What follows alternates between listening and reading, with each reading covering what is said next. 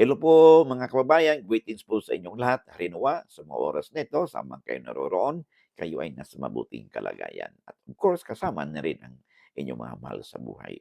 Ito pong muli sa Atty. Rogelio Wong ng Batas Pinoy, ang ating pong channel ay isa pong legal and public service program inyong lingkod in collaboration with Integrated Bar of the Philippines, Manila Port Chapter. Alright, so let us now proceed dito po sa ating discussion. Ang ating pong topic sa episode nito ay may kinalaman po sa usaping conditional sale.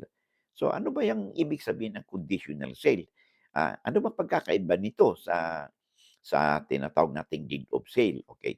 The word itself, conditional sale, ibig sabihin pag conditional, meron pong hindi po final ang bilihan. Kaya mayroong nakaakibat nito na kondisyones, no?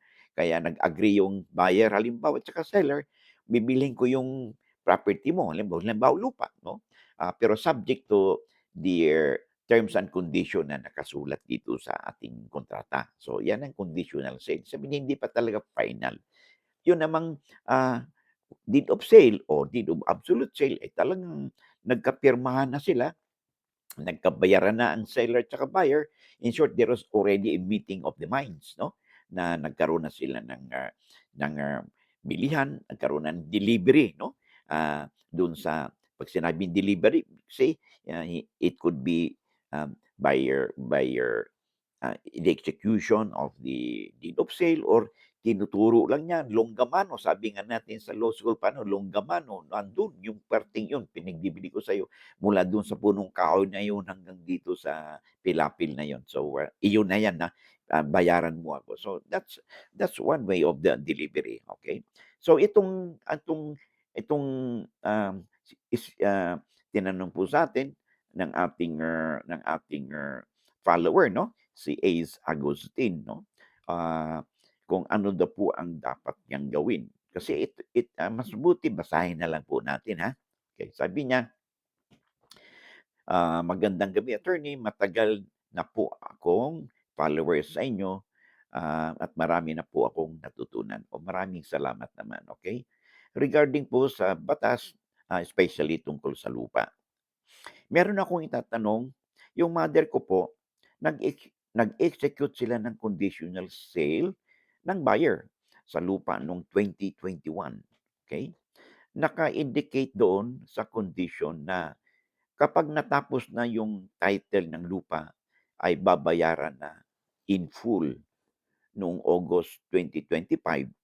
Natapos na po yung title at na-inform na kami sa buyer na at ibinabalewala po, no, ang mother ko.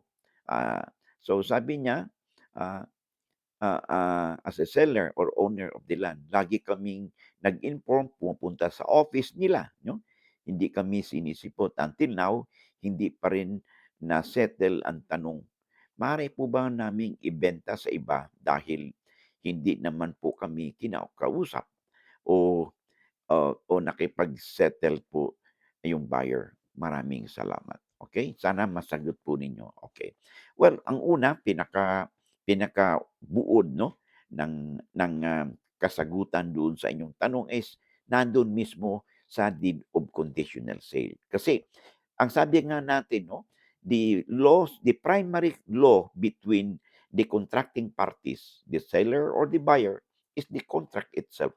Makikialam lang po si batas 'pag yung kanilang kontrata, no, o yung sale nila, pinag-usapan nila is contrary to law, okay, or hindi nagkaroon ng, maayos na implementation o nagkaroon ng breach of contract, halimbawa.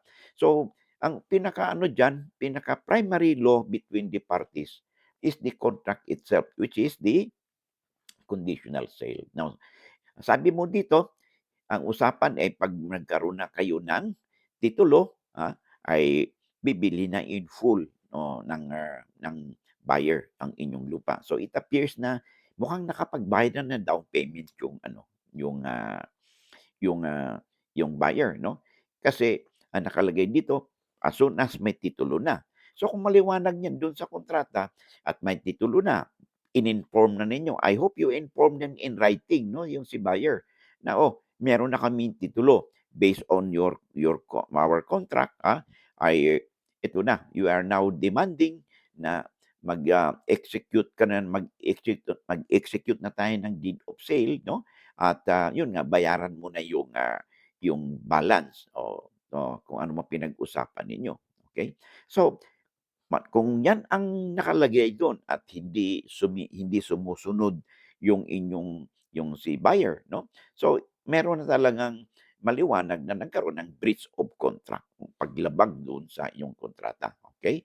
Ah Normally kasi 'yan yung conditional sale na 'yan 'no, may nakalagay pa lalo na kung pinag-out niyo na sa lawyer, meron talagang tinatawag na sunset or exit provision po ang conditional sale na hindi kahon 'yan, na in the event na hindi makapag-comply either si seller or si buyer 'no, doon sa terms and condition, so may mga sanctions po diyan.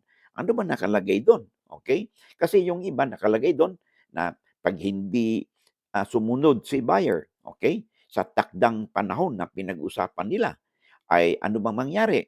So, merong nakalagay do'n, karapatan na ng seller na i-cancel yung kanilang deed of sale, okay, o kaya conditional sale or yung naibayad na down payment o reservation money 'no, ay mapo-forfeit 'no, mapupunta ito sa sa seller 'no, dahil nagkaroon siya ng damages 'no. It could be by way of liquidated damages. So, kung meron nakalagay do'n ay dapat masunod 'yun, okay. So, ang gagawin ninyo is magpadala kayo ng demand letter through your lawyer, okay?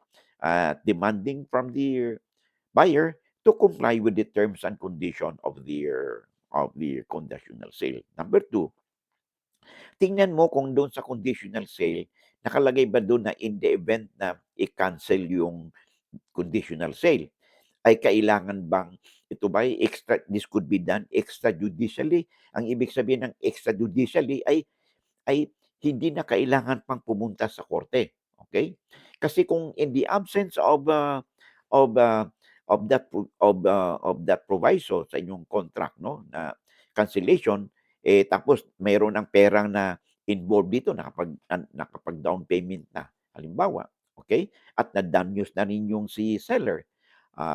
So, hindi maaaring hindi uubra yung extrajudicial cancellation lamang ng yung conditional sale. So, maaaring pupunta kayo do'n sa korte, asking the court 'no, for the cancellation of the title. Kung walang nakalagay do'n na ang ina-allow ng both parties na in the event of default 'no, in the event of breach 'no, the seller or the buyer has the right 'no, to cancel this contract without the need of court intervention or nakalagay doon extrajudicially 'no. Ibig sabihin 'pag extrajudicial ay labas po niyan sa korte.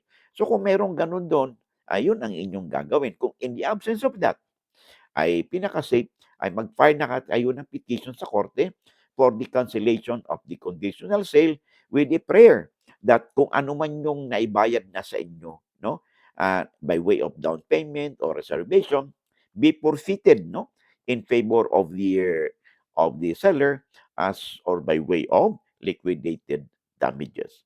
So, I suggest you get in touch with your lawyer para matulungan po kayo 'no and, provide you further assistance including yung sinasabi natin na i-demand letter for their compliance 'no. In short, papasok dito yung action for damages for specific performance with damages. And then, yun nga, and then cancellation of the title, okay. Kasi bakit specific performance?